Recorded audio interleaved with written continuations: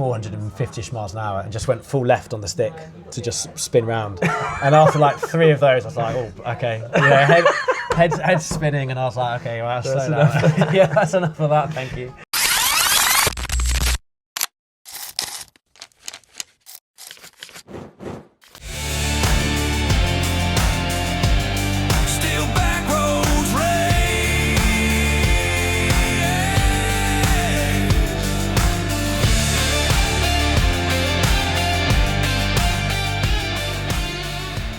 This is Piers.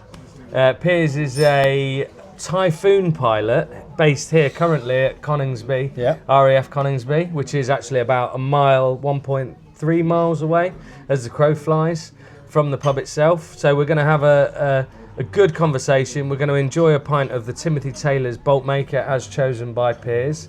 And there's a few things we can't discuss, as you can imagine, being a current serving pilot. But yeah, we'll get a bit of background on Piers, how he got there, and enjoy a pint. So yeah. Sounds good to me. Cheers, bud. Cheers, Harry. Thank you.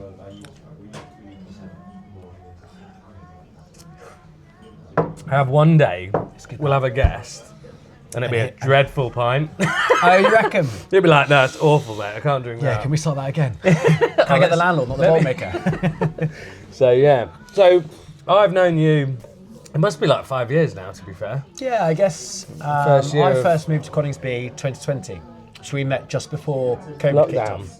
Yeah. So that would be quite accurate. And I feel like, you'd taken over the pub a few years before that? No, months. A few months before that. So when I met you, or your crowd, if you like, I was in the first 6 months of business. I remember, because there was Ryan, and Lewis still comes in. Lewis was in the other week. Yeah, well, I was on shift with Ryan last night. Oh, really? Yeah, it was the two of us yesterday. Oh, amazing. So, yeah, what did you say you were coming into? Yeah. That's quality. we thought about watching the Pubcast last night on Cube, but we were like, no, I'll go into it sort of blind almost. Surprise, yeah.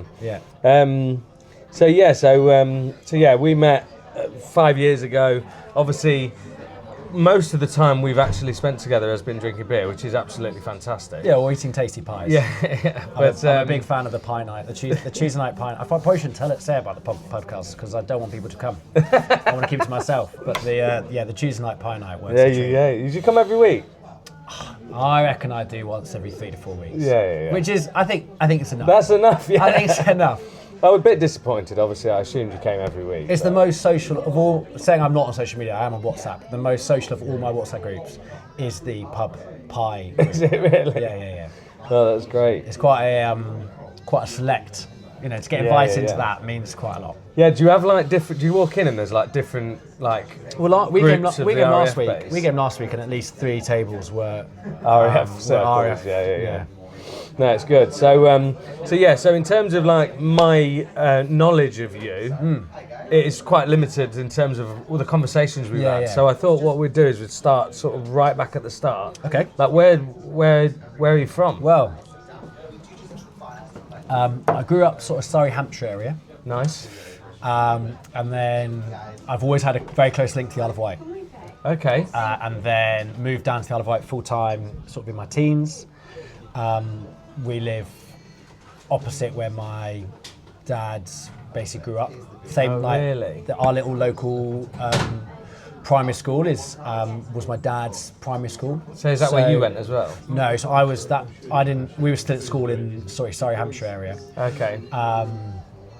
But we've had this link to this part of the world the whole time. And every summer holiday, every Christmas, every Easter was Isle of Wight, beach time. Amazing. And then really lucky to move down there full time in my teens. So your parents military at all, or? No, my mum's parents were, but World War II, everyone sort of did something then. So my grandfather, my mum's side, was an RAF pilot. Oh really? It's quite a funny story. He was colourblind, so he went through the first bit of flying training, and then they discovered that he was colourblind. And what he'd done is he'd forged his medical certificate, which you could do in the 1930s, to say he wasn't colourblind. And we do use lights, red means stop, green means go. and obviously there's lots of lights in the cockpit, so you do need to be able to, you can't be colourblind and be flying. So I like the idea that, you know, when he got caught, he probably landed when a red flare was fired to say don't land. And how did you find that out then? Just through the I just know from my mum. That's amazing. He passed away in 2001, so so it's not like never really got to have the conversation with him. So when did you, digressing slightly, when did you become a pilot then officially? So I applied during school, but went into their university scheme. Yeah. Did a bit of flying to university, and then started sort of full time in 2014. Nice. But yeah, so not really.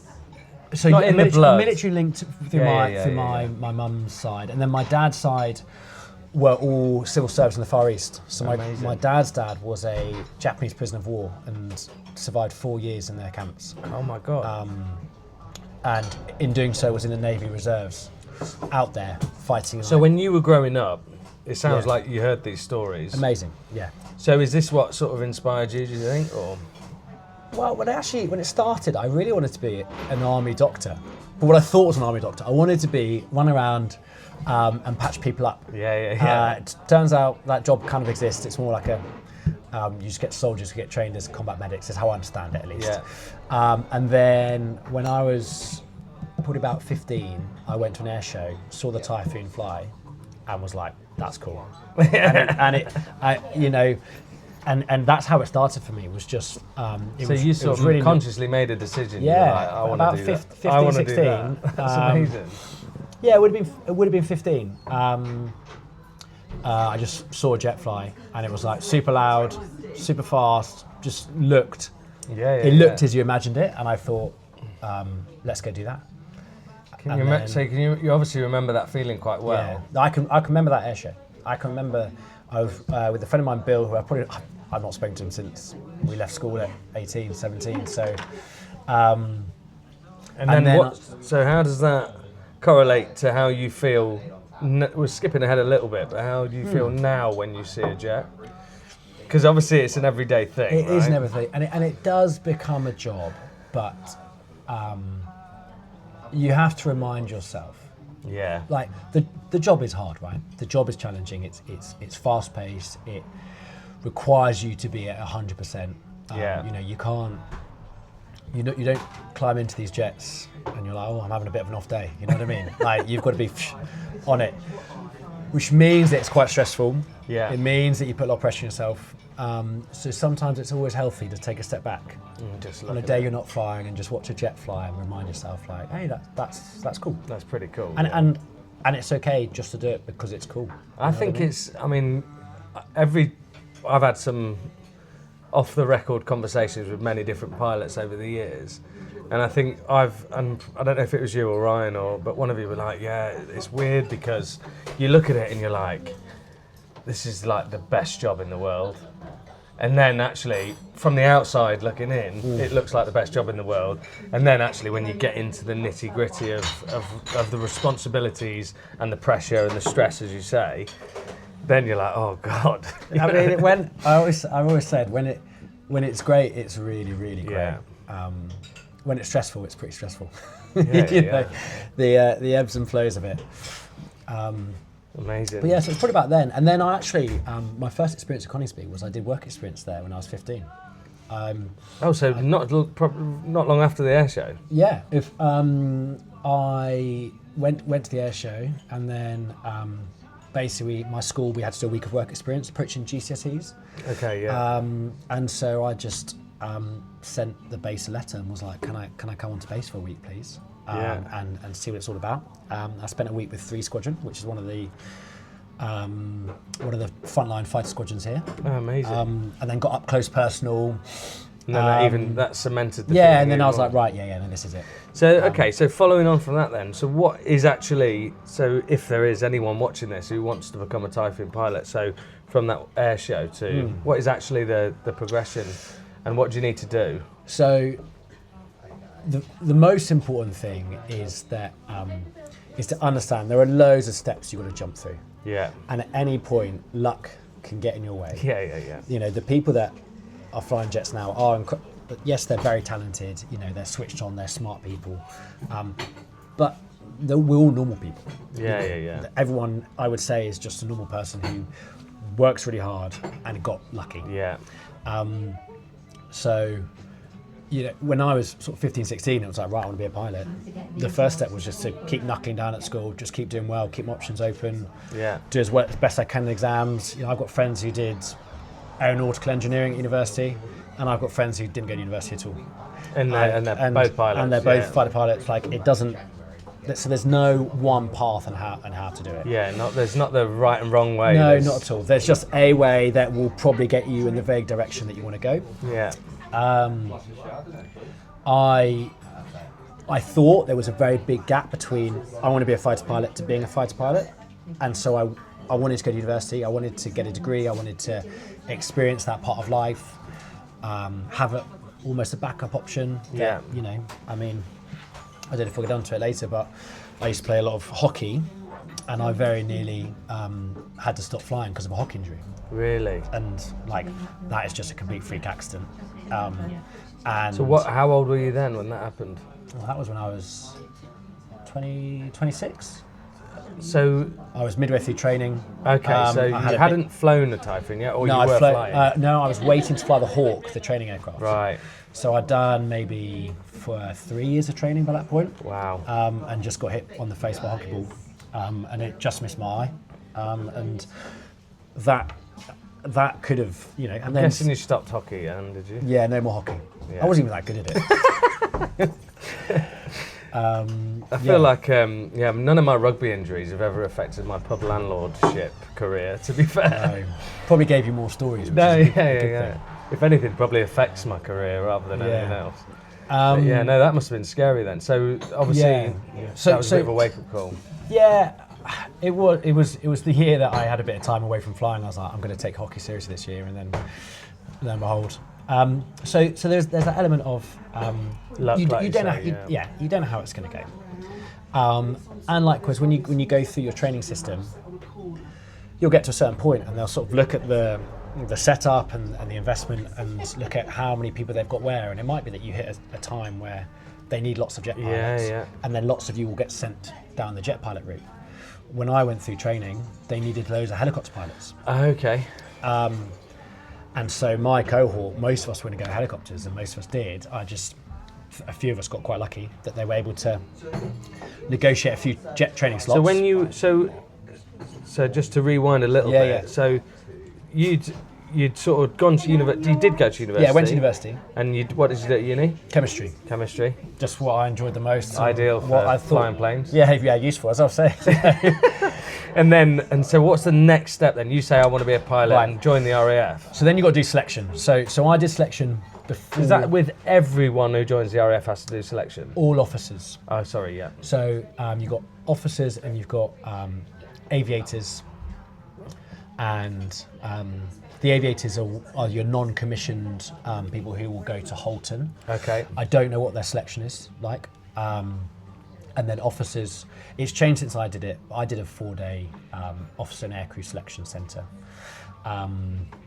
Interviews, medicals, fitness, problem solving, leadership exercises. So testing a bit of everything really. Bit of everything. So you do that over 4 days? Yeah, I do it 4 days. I think now they split it up. And the first thing you do is you do the aptitude testing, the computer tests that decide whether they put you in that machine and see. No, they didn't spin you around That's just yet. In the films. No, you do get spun around later down the line. Okay, yeah. But I've actually been the one that you see in Moonraker in the movie. Yeah, really? I've been in that one. It's not very pleasant. No, it doesn't look it. No. It's like the waltzers times 100. Yeah. And so then you do computer tests that try and work out, do they think you've got the hand-eye coordination and the mental agility and the speed and that sort of stuff to be a pilot. Again, I think they score out of 180. I've got friends that scored 160 that didn't get through flying training. Okay. And I've got friends that scraped to pass who fly jets. I wouldn't. But it's not like a foolproof. No, and it's your only measurement at that point. Okay. So at the time it's a big deal. You want to do well in there because that's day one, and then the next day is the leadership exercises. And you want to do well in that because that's day two, and it's just to keep jumping through the hurdles. So you pass selection. So you do that, and then you go to officer training. which is at Cranwell. Okay. 30 minutes away from here. Yeah. And that is it's a bit, people probably will be able to associate maybe more with Sandhurst for the Army. Okay. Dartmouth for the Navy. For the Air Force, it's Cranwell.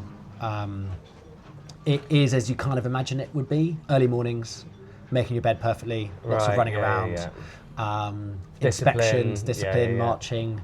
But what it's just doing is it's teaching you about the Air Force, but it's teaching you military ethos. It's teaching There's a lot of like classroom-based stuff, and there's definitely a bit of class and stuff, but as much time in the woods, doing exercises, getting put, and they want to stress you out. Fun stuff, and more than fun when you look back on it. Yeah. When you do a 10-day exercise and you're, you sleep 4 hours a day or stuff, it gets pretty tiring.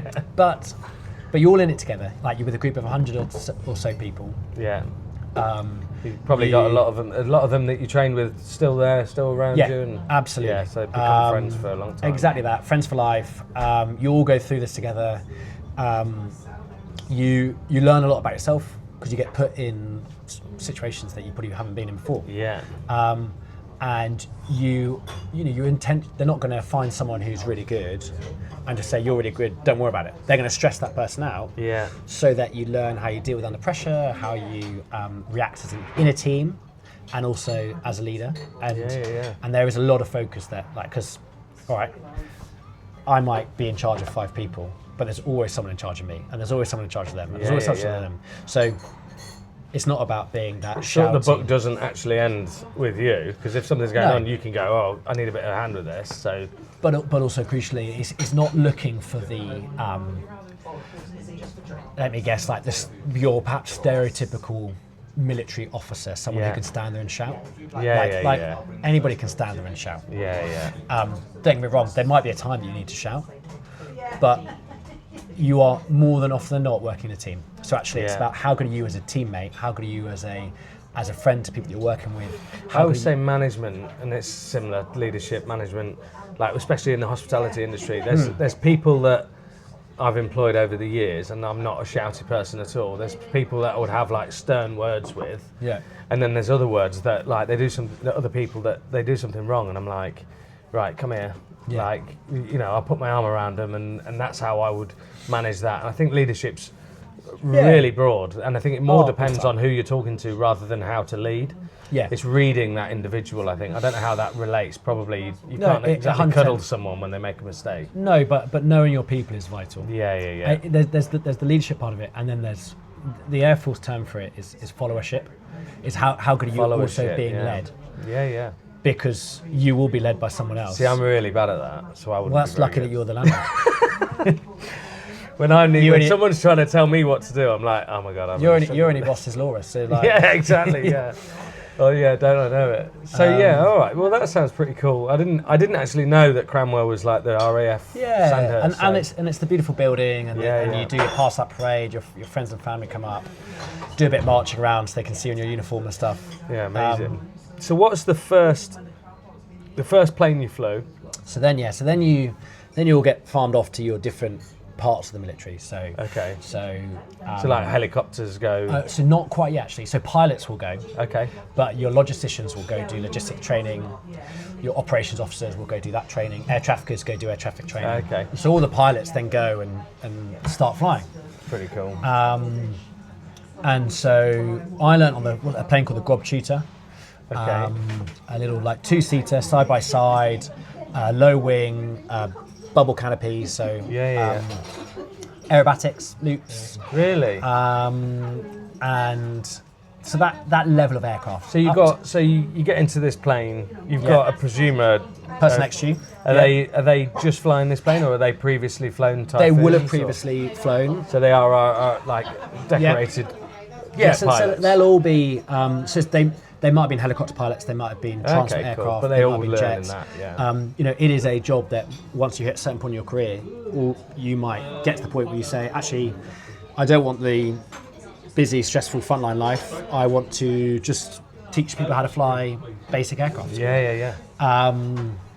And so you learn with all sorts. but everyone has a slightly different background, a bit of experience. And you kind of get yourself up to never flying a plane before, to, at least when I went through, I did about 50 hours of flying. So what does that correlate to in time, weeks or whatever? Well, being a slight aircraft and it being the UK winter, it always takes slightly longer than you hope. So that probably took about 8 months or so. Really? And it takes you to about the level. It takes you sort of the level of a private pilot's license, which anyone can sort of go and do at a school teaching aviation, and then probably an extra 50% because you do a bit of low-level navigation, you do a bit of aerobatics, you do lots of like simulated emergencies because it's all about. And jumping ahead slightly, when you're flying things like the Typhoon, you're flying a weapon system, you're flying a mission system. Yeah. The plane is simple to fly. It's meant to be simple to fly so that you can spend your brain power doing the mission. Yeah. So when you learn a light aircraft, they're not really, yes, you need to learn how to do the, cows get bigger, cows get smaller, left and right, all that sort of stuff. But it's about managing an aircraft in an environment, making decisions, deciding how you're going to get into low level, what you're going to do in low level, how you're going to deconflict with other aircraft, how you're going to get back together, do a bit of formation flying. It's all that part of it. Would it? I don't know if this is not direct correlation, but similar in terms of, I guess the Typhoon has got every single mod con. Well, yeah, it's got some. Do you know what I mean? Like, I think if I look at, I'm comparing it to motorbikes, but if I looked at a 20-year-old motorbike, would have no traction control, not much assistance. It's all done on what you're doing with the throttle. And then obviously with the jet's going to be, if you want to turn something up or assistance with controls and. You're right. This the first plane I flew on was your old-fashioned needles and dials. Wind things up. It's got at least one battery. But I mean, they have replaced that aircraft now. So now they do learn on a glass cockpit. Okay. So multi-screens, not touchscreen, but buttons around the outside. Lots of different formats that you can bring up on the screens. But actually, I went back and I did my private license maybe 2-3 years ago. Oh, so even though you're a Typhoon pilot, to fly a private, go back and fly a little putt. You need to go and train again, or is it must be a bit easier, right? Yeah, I mean, I had to go through the tests. Oh, so it's like a driving test. Yeah. How long is it? Is it a day or? No. So there's certain hoops you've got to jump through about. Have you done the ground exams? Right. Yeah. There were some exams that I didn't have to study for, fortunately. Things like Met, weather, and all that sort of stuff. You knew them already. But then there were some exams that it's a civilian aviation qualification. So they have their own slight nuances as to how they manage systems and stuff. So I did a bit of study.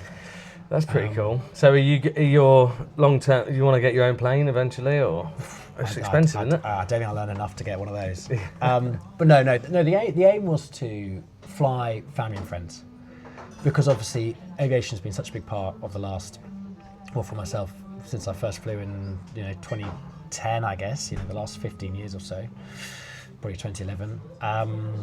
So I just got my license done, so that and I flew my mum, I flew my dad. I flew my fiance. I flew a couple of friends, and then unfortunately my license expired. I didn't get the hours done in the time I needed to. The weather turned, the plane broke, and so now my license is not current, and I can't go do it now. But that's pretty cool, though. It was just enough, just to get those people flying and for them to experience it. And unfortunately, having not flown a light aircraft in about 10 years, it turns out I can still do it, so it's all right. Amazing. So, right, skipping forward a little bit then. So, I mean, I'm probably a little bit like that 15-year-old Piers where I see the jets and I'm like, oh my bit more God, facial hair. That's it. Yeah. That's really, really cool. But so the first, because obviously the Typhoon is a single seat aircraft. Yeah. So actually the first time you fly a Typhoon. Yeah, you're on your own. But is there so did you say a Hawk? So there's another jet you fly with somebody else? So I'm talking about a training system that is 10 years old now. Simulation? Well, no, it's more that, so they've changed the aircraft slightly. So if someone was watching this and like Googled the aircraft and stuff, they're looking at the old planes. Okay. There are new aircraft that have come in, and the hours will be slightly different. The training will be slightly different, but to all intents and purposes, it's kind of the same. So after we flew the tutor, the Grob tutor, they send you jets, helicopters, transport aircraft. Right. And you all then go down your own streams. And then I moved to Yorkshire. Lintel News, it's closed now, to flew the Tucano, which was when you really learned how to captain an aircraft. Right. So that is lots of low-level flying, lots of aerobatics, lots of performance handling, formation flying, and at the end of that you get your wings. And then you start to feel like, oh, okay, I feel like I'm a pilot now. I'm getting there. You start to get comfortable, but the training system is designed that. So what does that terminology mean, get your wings? You get a badge. You get a badge. You get a badge. You get a badge. You're a pilot now. You get awarded. Official term is you get awarded your aircrew flying badge, which is a thing, and right. You can walk around with it on your uniform. You have a big party. I bet that was. I imagine this is the sort of thing when, before you got that, you looked at those people and you were like, I can't wait to get that. Yeah. Oh no. And then you get it, and then you sort of forget about it. Then you think, how have I got these yet? You know what I mean? Again, like the only thing I can really relate it to is riding motorbikes on track days. Yeah. When I first started, was in the novice group, and I used to look at the boys in the fast group. Right. Okay. And be like, oh my god, like they are so quick. And then suddenly you find yourself. And then I'm in the fast group, and I'm like leading the fast group, and I'm the fastest in the fast group, and I'm like, God, these are so slow, you know. But that's the only thing I can, and it's not the same. And I didn't have to do any training, just had to. Well, that's probably almost more concerning. But yeah, so that's pretty cool. So you got your wings. So you get your wings, big party, big celebration, get your family up. There's always there's a continual stream of graduations in the military. There just seems to be all my friends from most of my I've got my close friends from university. You know, they keep saying another bloody graduation. What are we coming up for this? What are we coming up for this for? And then you go fly. You fly the Hawk T2, and that's an Anglesey Valley. Is this your first jet? So that's your first jet. Yeah. That's your first jet, and then you're getting onto big boys' toys. Like it's pretty serious now. It's the same jet as what the Red Arrows fly. Okay. Subtly different, a slightly different mark. They fly the T1. So there's two seats. Two seats, but you're now, and both the Tucano, the previous aircraft, and then the Hawk is tandem cockpits. The guys in the back. Yeah. So you can't. So when you're learning, you sit in the front. Yeah, sit in the front. So it's all learning by voice. Yeah. And demonstration. So the instructors, male and female, we've got everyone who's teaching you they'll demonstrate something because they've got controls in the back. Then they'll give control to you in the front. You practice it, learn it, and then they normally culminate in you then being sent solo. So you go on your own and you go. Are they still in the bag? No. So okay. So you will get solo hours as you go through. And that normally culminates at the end of a phase. So it's like, right, we're going to learn formation flying for four sorties, 4 flights. Okay. And the fourth flight is your solo. The third flight is your solo check. So basically, teach you on flight 1, teach you on flight 2. On the third check, the person in the back says nothing. And so you are flying on your own. They're not there. They're not there. Emergency only. And then on the next one, and they can still coach you and teach you all that sort of stuff. And on the next one, you go on your own. Amazing. And then you'll learn, and then that's right. You're now qualified. What sort of hours are we talking there then? Are you talking? Will you do that for 20 hours or when? So I probably did 90 hours on the Tucano, maybe 100, over about 9 months. Really? And then on the Hawk, I probably did about another 100 hours. So at this point, you've flown a lot. You have and you haven't. To be good at flying, you just got to do it. Yeah. And like simulators are good. So the Hawk, you've learned a lot more on the Hawk, but you've got better simulators because it's a more advanced platform. Okay. But it's an experience game, and the military's going through their challenges at the moment with funding and all that sort of stuff that we know, and so there's a few more we call it synthetic hours simulators. Then I think people would ideally like, but in the grand scheme of things, like you get good at flying. It's better than nothing. Yeah, but you get good at flying by flying because you get put into. No one. You always learn, and I guess take it back to your motorbike analogy. A empty track on a sunny day with good grip. you don't really probably learn that much. No, yeah. When it's a slippery track, you've got a few novices around. Yeah. Your bike is doing something different. That's when you learn. Yeah. And that's why flying training in this country is so good. And I think I generally think that the Air Force produces some of the best pilots in the world, is because Definitely, yeah. because we operate in an environment where you are flying in bad weather at low level around Wales. You are flying in what we call Class G airspace, general aviation airspace, where other users are there, and you have to learn how to manage your formation. You are flying, in challenging parts of the world, and you're pushing it. Yeah. If you go somewhere like definitely, yeah. If you go somewhere like America, and like obviously, I mean, the American Air Force is the best Air Force in the world, hands down. When they train, they have big blocks of airspace.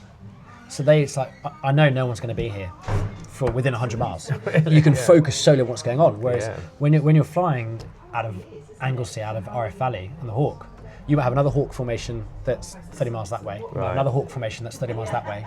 You have to work out how you're getting in and out of your area of airspace, manage your formations, all that sort of stuff. And that way it goes back to, it's not about flying the plane, it's about managing the mission, about managing the operation. Yeah. And definitely understanding your surroundings and things.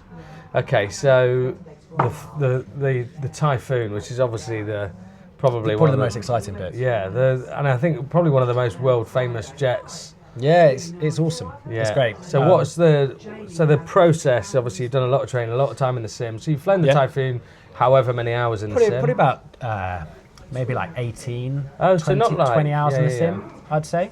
So when you get into that aircraft on your own, and you've got to take off on your own. Yeah.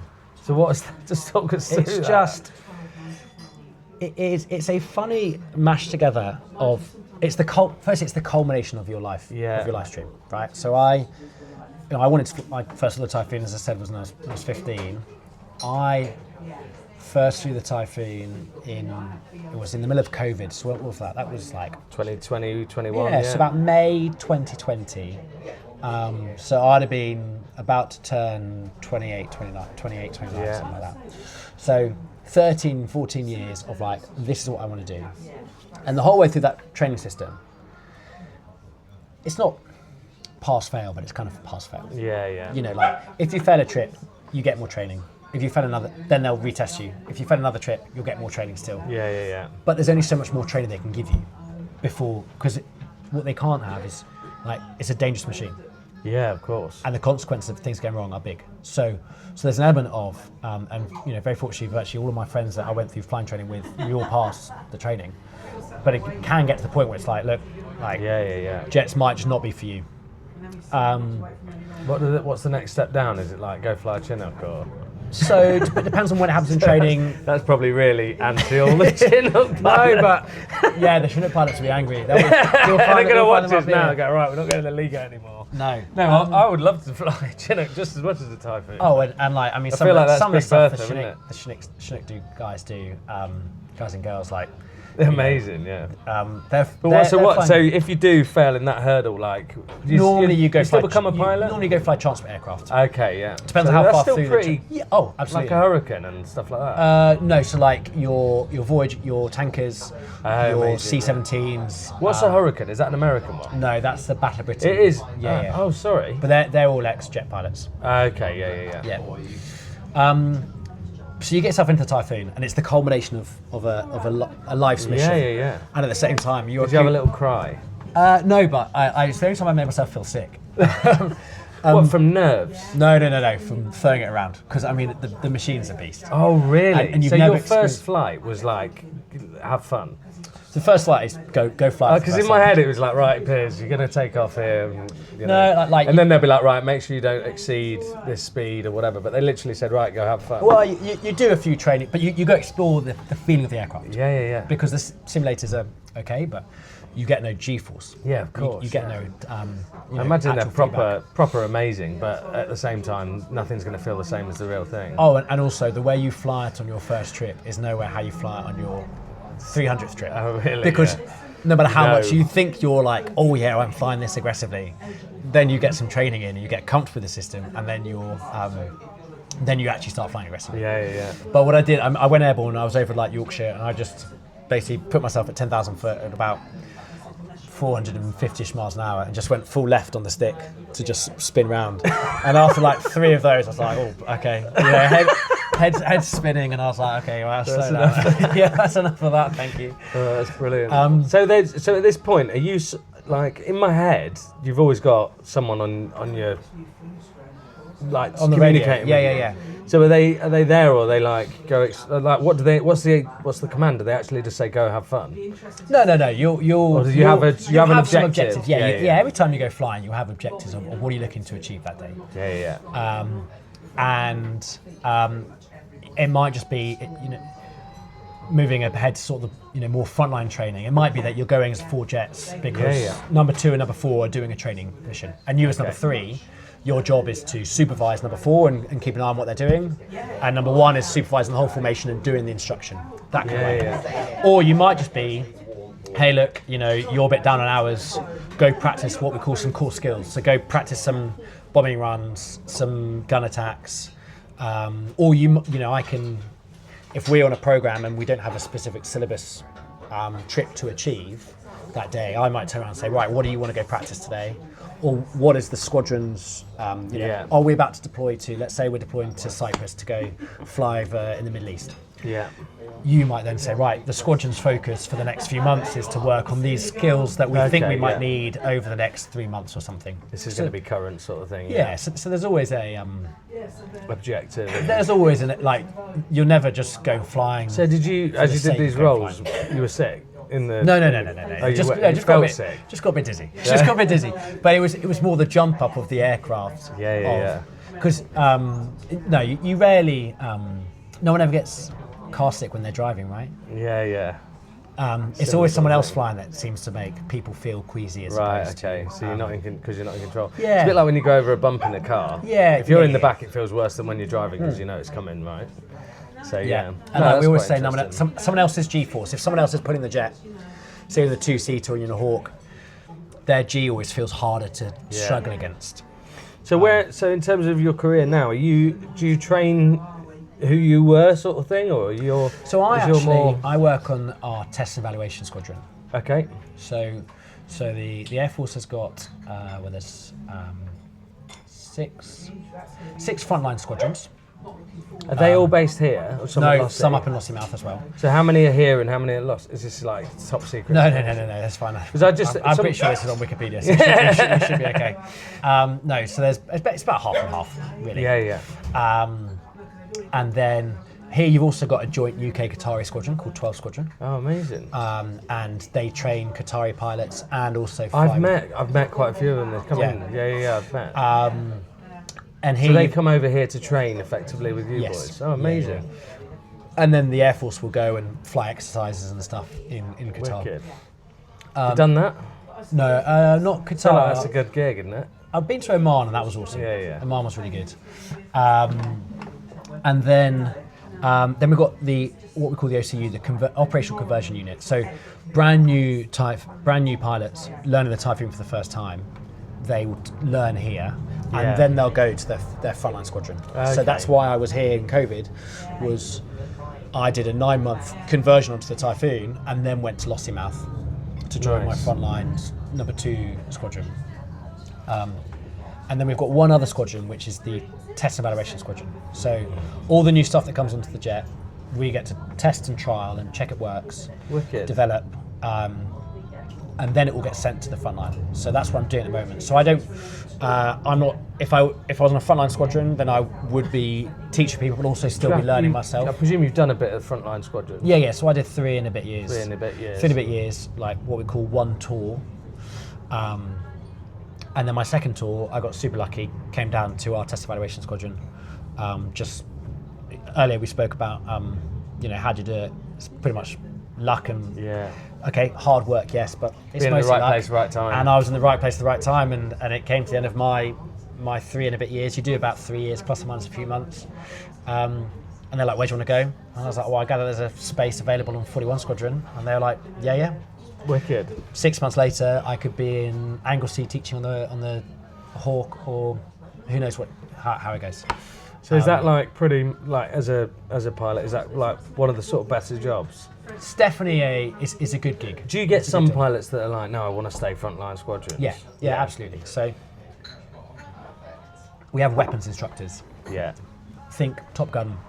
Yeah. But actual real Top Gun as opposed to TV Top Gun. And so that's a really really prestigious course to go do. They train new weapons instructors every year. You got a tough course to pass, really tough course to pass, and those guys will go back to the frontline squadrons, or they we have qualified weapons instructors on 41 Squadron developing the new stuff. You'd have guys that might go become an instructor on the Typhoon, they might go become an instructor on the Hawk, or people that might just stay on the front line and just retour. I'm also conscious I keep saying guys. I don't think you do. Well, that's right, my big sister's a Typhoon pilot. So Really? of all the people that has experience of Really? Every. Do you know what? I don't think I've ever met a female. I'll have to bring it down. There's not many of them. Your big sister. So did she pass after you or before you? She was. She's. So there's a little bit of inspiration. She'll tell me off for saying her age now. She's 7 years older than me. Okay. And her husband as well. Well, I don't think we've revealed your age, so. Oh, that's all right then. So there's quite a lot of Air Force in my family. I've got two other brothers, and like Christmas dinner, they're like, yeah, we get it, boring.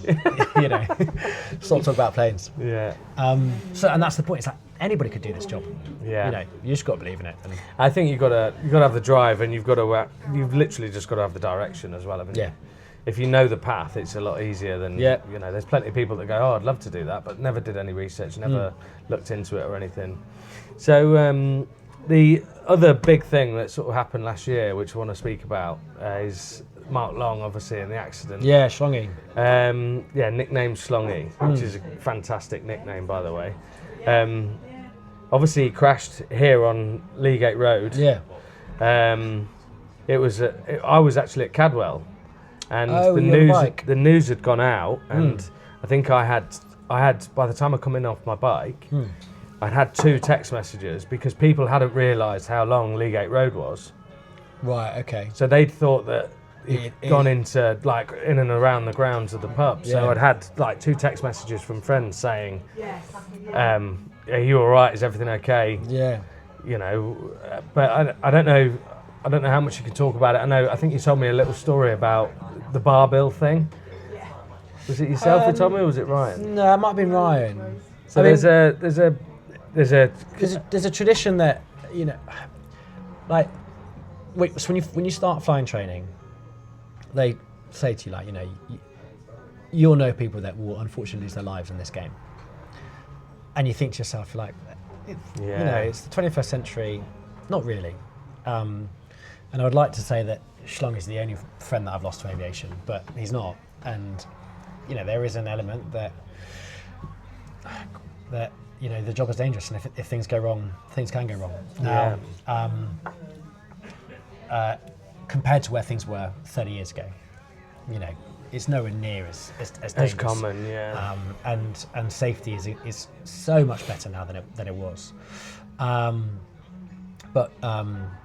We lost 2 friends during flying training.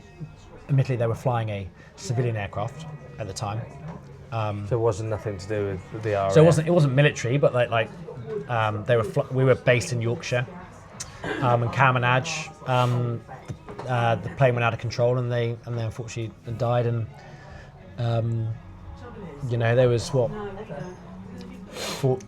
50 of us at. Again, the only thing I can relate it to is motorcycling, because we've over the last 5 years or something, I've probably lost 5-6 friends in motorcycle accidents. And is there something in your head where you're like it must hit you and affect you, and you think it, or are you a bit more? Do you know what? It's an unfortunate event, and it's one of those things that the job is risky. Yeah. But a massive part of the job is understanding and managing risk. Yeah. And it all the way back to what I said about when you fly the jet. the jet's kind of flying itself. You're looking after a mission. Yeah. You are continually working out what is the safest way of doing something whilst also achieving the task. That's kind of the job. Yeah. Now, you know, Schlongi's crash, I don't know what caused the crash to happen. There'll be a report about it. From what I can gather, you know, that is just a tragic accident. There's nothing Schlongi could do. You know, I mean, you it's can't. a Spitfire as well. It's not. It isn't an updated. Exactly. So you know, the risk of flying the Spitfire will be mitigated up until a point, and then eventually you're in a plane that doesn't have an ejection seat, and like just after takeoff is a dangerous time because you're slow. Was that when it was? Just after takeoff. Yeah, just after takeoff. So, you know, I look at the crashes that have happened that I've known people of, and some of them, there are some big lessons that you can learn from it, and you can change things, and others you can put down to nothing more than just a terrible accident. And would you stop flying for that? Maybe at some point. Yeah. You know, I know I've got friends who no longer fly who going commercial. Would I go commercial? I think is there a degree of pilots that go commercial? Yeah, some people do, but I've got friends that you just hit a point where you're married, you've got some kids, and you just think, oh, you know what, I've had enough, thanks. Yeah. But when you're in your 20s, you're in your 30s, you're not like that. No. You know. And you work so hard to get into that seat to then say, exactly. oh, you know. I think you need to get older. That's the trick of it all, maybe. The thing about Schlongi is, so he taught me when I came through here. I was going to say, you were close, weren't you? Yeah, so he taught me in 2020, and he was probably the nicest fighter pilot you'll ever meet. Yeah, I've watched the, what did they call it on Channel 4? The real Top Guns or something. Is it called that? Yeah, I can't remember. There's a program, and then there was a couple of episodes about Schlongi, and I'd watched it. I don't know if it went out before he passed, or no. I think it went out after. Yeah, and I watched it, and then obviously I realised it was Mark Long, and I thought, oh my god, and then it just sort of put a name to it and a character to the face, and how nice he was. Absolute, you know, heart of gold. He also taught everyone. Yeah. And so everyone knew him. You know what I mean? Anybody who's flown the Typhoon probably in the last 5 years, at some point was taught by Schlongi. Yeah. And he taught in the most mature, understanding manner. Yeah. You know, when you go through flying training, it's kind of a bit like, are you good enough to do this? When you get through flying training and you get to the Typhoon, it's a bit like, we're going to be flying together. I want you to be as good as, I want you to be better than me. Yeah. You know, and that's how he was. And that's how he was. And I mean, his funeral was insanely well attended, understandably. And yeah, you know, it's probably, I mean, I don't know the ins and outs of what's happening overseas, but like, I think because it happened so close to you know, such a huge RAF community, it feels like the biggest thing that in like my lifetime here, it feels like the biggest thing that happens, because we don't know, we've never heard of a plane crashing necessarily. You know, we don't necessarily see that, if anything, if it ever happens. And with it being the Spitfire as well, I can't think to enough fidelity over the last 10 years to say that, you know what I mean? Like I'd worry if I said that, I might have forgotten about something else. Maybe again as well. If you look at my knowledge of it, is probably quite poor. But that's really current to us. So yeah, bless him. Rest in peace, Mr. Mark Long, Schlongi. We'll maybe do a little dedication thing for the pubcast as well. That'd be quite nice. So on a lighter note, then. Few quick fire questions just to finish, because I feel like me and Piers could literally sit and drink beer all day and talk about it. You said we've got 45 minutes. So right, favourite, I think we might have already answered this, but favourite beverage? Whiskey. Really? Yeah, 3 years of living in North Scotland. No, nice. Yeah, a single So have you got malt. a favourite single malt?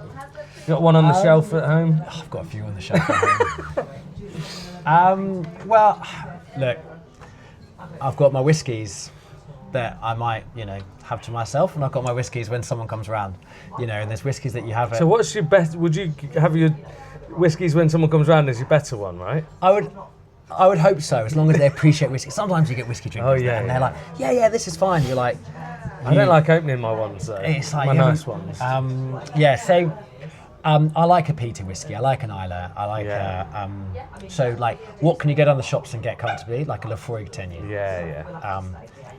If you're feeling a bit fancy, you might get a Lagavulin 16 year. Nice. If the cheap seats are coming around and it's 3 o'clock in the morning on New Year's Day, then you just get the stuff from the back of the shelf out. Yeah, exactly. 15-year Glenfiddich's a good one that you can get in like most supermarkets, I think. Yeah. But what is quite fun is living in North Scotland on my old squadron. You're around all the distilleries. You're on the Spey River. Yeah. And so you can go to all the smaller distilleries that don't always. That you can't buy these whiskies in the supermarket. Yeah. Because they're going into your blends and they're owned by the big companies. But every now and again, they will release like a 12 or 15 year whiskey that you can buy from some bottles. Yeah, that you can buy in a local whiskey shop. They must go up in value, do they? Well, I drink them, so no. It's amazing. Yeah, so whiskey. Although if I'm having a pint, I'm a big Timothy Taylor's fan. I think the RAF, especially locally, could be propping up the ale industry. To be honest. That being said, I'm sure everyone would agree with me. When a lager hits a spot, it hits a spot. Yeah. You know, like that. Certain time. If we were sat in the garden now. Yeah, that cold, that frosted glass, first one of holiday. But in the winter, in December, sat in front of the fire. Oh, beautiful. I think an ale is the way to go. All right, last question then. And again, I think I know the answer to it, but you shot me with the last one. Favourite meal at the Leagate Inn? The Leagate, I mean, obviously your pies are as good as they come, right? So I'm going to go one layer deeper and say it's your pork and apple pie. Pork and cider. Pork and cider. The Drunken Pig. Drunken Pig, that's the one.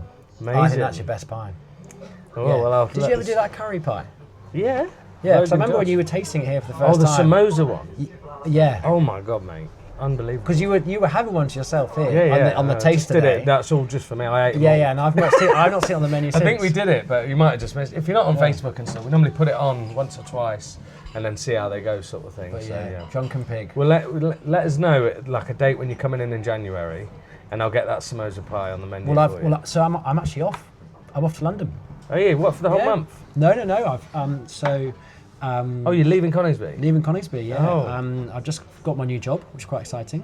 Off to join an organisation working out of the main building in Ministry of Defence and other places from middle of Jan. Really? So that's it? So that's it for flying Typhoons? For now. But yeah, I'm going into a non-flying role. Time for me to say, Sarah, my fiancée, she's in London. We do a pretty I'll have aggressive to come commute. and visit. I'm doing one last official pie night, a leaving pie. Early Jan then. Yeah, second Tuesday Jan. Right, it's already on the pie night WhatsApp group. I'll come and come and join us. Yeah, I'll come down definitely. Yeah, we'll have a few pints. All right. Well, on that note then, mate. Cheers. Thanks very much. Absolute pleasure. Thanks for coming down. Thank you. That was good. Right, guys, thanks very much. I really hope you've enjoyed that pubcast with Piers. Definitely a really interesting conversation, and there's so much more stuff that Piers really wanted to talk about. So what we're going to do is we're going to line up a part 2 where we can go through combat and a few things that sort of not top secret stuff, but some exciting stories that he's got to tell us. I'd also just like to say that this episode has been dedicated to Mark Long, the fantastic person, Schlongy, the fantastic pilot that everyone in the local area, especially on the RAF base knows. We've dedicated this one to him. Rest in peace, Schlongy. And thank you very much for tuning in.